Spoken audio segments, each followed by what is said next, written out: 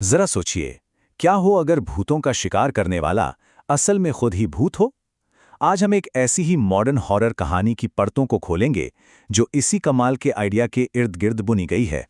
ये कहानी धीरे धीरे बढ़ते तनाव और एक ऐसे हैरत अंगेज ट्विस्ट का इस्तेमाल करती है जो सच में एक भयानक तजुर्बा बन जाता है। तो चलिए देखते हैं कि ये कहानी ऐसा कैसे करती है। ये फलसफा है हमारी कहानी के हीरो स्वस्तिक का। वो एक जाना माना यूट्यूबर और पक्का तर्कवादी है। अपने चैनल द नाइट हंटर पर वो ऐसी ही पैरानॉर्मल कहानियों का पर्दाफाश करता है। उसका मानना है कि हर चीज का एक लॉजिकल जवाब होता है, पर तब क्या होता है जब लॉजिक के सारे नियम ही टूट जाएं। और यहीं पर कहानी की एक बहुत ही क्लासिक और मजबूत बुनियाद रखी जाती है, विज्ञान और अनदेखी दुनिया के बीच की टक्कर। एक तरफ है तर्क और सबूतों पर चलने वाला स्वस्तिक, और दूसरी तरफ एक ऐसी जगह जो अंधेरी दुखद कहानियों में डूबी हुई है, जिसे हम सच मानते हैं और जिस चीज से हमें डर लगता है। इन दोनों के बीच का यही तनाव ही तो बेहतरीन हॉरर कहानियों की जान होता है। तो एक तरफ है स्वस्तिक, अपने कैमरों और कभी न हिलने वाले शख्स से लैस, और दूसरी तरफ है एक वीरान अनाथालय, एक ऐसी जगह जिसका दुख भरा अतीत खामोश होने के लिए बिल्कुल तैयार नहीं है। और यही है स्वस्तिक के अगले वायरल वीडियो का सेट, 3:33 AM चैलेंज। वो यहीं रात गुजारने वाला है ताकि ये साबित कर सके कि एक भयानक आग, उसमें फंसी बच्चों और एक केयरटेकर की आत्मा की जो कहानियां हैं वो सिर्फ कहानियां हैं और कुछ नहीं। अब देखते हैं कि ये कहानी डर को भुनती कैसे है।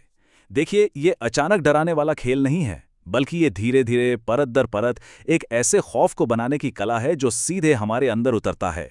तो स्वस्तिक उस टूटे फूटे अनाथालय में दाखिल होता है, लाइव स्ट्रीम चालू है, और वो लगभग एक घमंड के साथ वहां की दमघोटू खामोशी, दीवारों पर बच्चों की फीकी पड़ी ड्राइंग्स और उस डरावने माहौल का मजाक उड़ाता है। उसके लिए तो ये सब सिर्फ अपने व्यूअर्स के लिए एक शो है। अपने तरीके के मुताबिक स्वस्तिक टेक्नोलॉजी का इस्तेमाल करता है एक कंट्रोल्ड माहौल बनाने के लिए। मोशन सेंसर लगाता है, सब कुछ लाइव दिखाता है। उसे पूरा यकीन है कि उसके गैजेट्स साइंटिफिकली ये साबित कर देंगे कि यहाँ धूल और सन्नाटे के सिवा कुछ नहीं है। और विडंबना देखिए, यही टेक्नोलॉजी उसके खिलाफ होने वाली है। और फिर चीजें होनी शुरू होती हैं। जैसे जैसे घड़ी उस मनहूस वक्त के करीब पहुंचती है, गड़बड़ियां सिर्फ एक सेंसर की बीप से बढ़कर असलियत में होने लगती हैं। हर घटना उसके तर्क की दीवार पर एक हथौड़े की तरह पड़ती है, और वो दीवार अब चटकने लगी है। हजारों लोगों के सामने उसका आत्मविश्वास बिखर रहा है। वो पागलों की तरह कोई तार्किक वजह ढूंढने की कोशिश करता है। चूहे होंगे, हवा का झोंका होगा, कोई तकनीकी खराबी होगी, लेकिन उसके बहाने अब खुद उससे ही खोखले लग रहे हैं।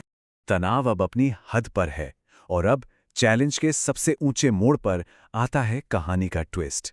और ये वो बिल्कुल नहीं है जिसकी किसी को उम्मीद थी। यहां तो असलियत खुद बिखरने वाली है। सुबह के 3:33 वो पल आ गया। कैमरे की तस्वीर बिगड़ने लगती है, झिलमिलाती है, और तभी स्वस्तिक को अपनी छोटी सी स्क्रीन पर कुछ ऐसा दिखता है, एक साया जो मुड़कर देखने पर कमरे में है ही नहीं। हाँ, स्क्रीन पर वो साया डरावना तो है, बिल्कुल वैसा ही भूत जैसा वो ढूंढने आया था। लेकिन कहानी ने हमारे लिए एक जाल बिछाया है। असली खौफ उस साए से नहीं, बल्कि बाहरी दुनिया से जुड़ने के उसके इकलौते जरिए से आने वाला है, उसकी लाइव स्ट्रीम का चैट बॉक्स। चैट बॉक्स में कमेंट्स की जैसे बाढ़ आ जाती है। भाई भाग, वो तेरे पीछे है। हजारों किलोमीटर दूर बैठे उसके दर्शक उस खौफ की पुष्टि कर रहे हैं जो उसे लग रहा था कि सिर्फ वो अपने मॉनिटर पर देख रहा है। और फिर उस घबराहट के बीच एक ऐसा कमेंट आता है जो खून जमा देता है। वो उसके अपने ऑफिशियल चैनल से आया लगता है, और उस पर कुछ ऐसा लिखा है जो नामुमकिन है। स्वस्तिक तो मर चुका है। अब खतरा उस इमारत में मौजूद कोई भूत नहीं है, खतरा वो खुद है। एक और मैसेज फिर से उसी के अकाउंट से एक आखिरी फैसले की तरह आता है, एक ऐसी नामुमकिन पुष्टि जो सारे तर्क को धता बताती है। तू सच में मर गया है? क्या ये मुमकिन है? ये सवाल स्वस्तिक के दिमाग को जैसे चीर देता है।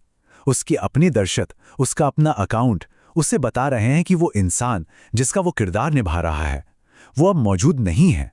उसे एक नई खौफनाक सच्चाई का सामना करने पर मजबूर किया जा रहा है। कहानी का ये अविश्वसनीय मोड़ अब तक हमने जो कुछ भी देखा उसे पूरी तरह से बदल देता है। अब हमें समझ आता है कि इस जगह का असली खौफ आखिर है क्या। और चौंकाने वाली सच्चाई ये है, भूतों का शिकारी ही भूत था। अनाथालय आते वक्त एक कार एक्सीडेंट में उसकी मौत हो चुकी थी। उसका तर्कवादी दिमाग इतना मजबूत था और उसकी मौत का सदमा इतना गहरा कि उसकी आत्मा ने सच को मानने से ही इनकार कर दिया और वो अपनी आखिरी खोज को दोहराने के लिए मजबूर हो गई, अनजाने में खुद की ही जांच करते हुए। जैसी ही उसकी बनाई हुई ये दुनिया ढहती है, एक्सीडेंट की यादें उस पर हावी हो जाती हैं और तब उसे एहसास होता है कि वो बूढ़ी औरत का भूत कोई खतरा नहीं था, बल्कि उसी की तरह एक फंसी हुई आत्मा थी जो उसे सच्चाई स्वीकार करने और आगे बढ़ने में मदद करने की कोशिश कर रही थी। और यही इस कहानी की असली जीत है। डर एक बाहरी खतरे से, यानी एक इमारत के भूत से हटकर एक बहुत ही गहरे मनोवैज्ञानिक खौफ में बदल जाता है। अपनी पहचान खो देने का डर, ये न जानने का डर कि तुम कौन हो या क्या हो। आखिर में ये कहानी हमें एक बेचैन कर देने वाले सवाल के साथ छोड़ जाती है। ज्यादा डरावना क्या है, एक भूतिया जगह या एक भूतिया पहचान? शायद सबसे बड़ा खौफ परछाइयों में नहीं, बल्कि हमारे अपने दिमाग के अंधेरे कोनों में ही छिपा होता है।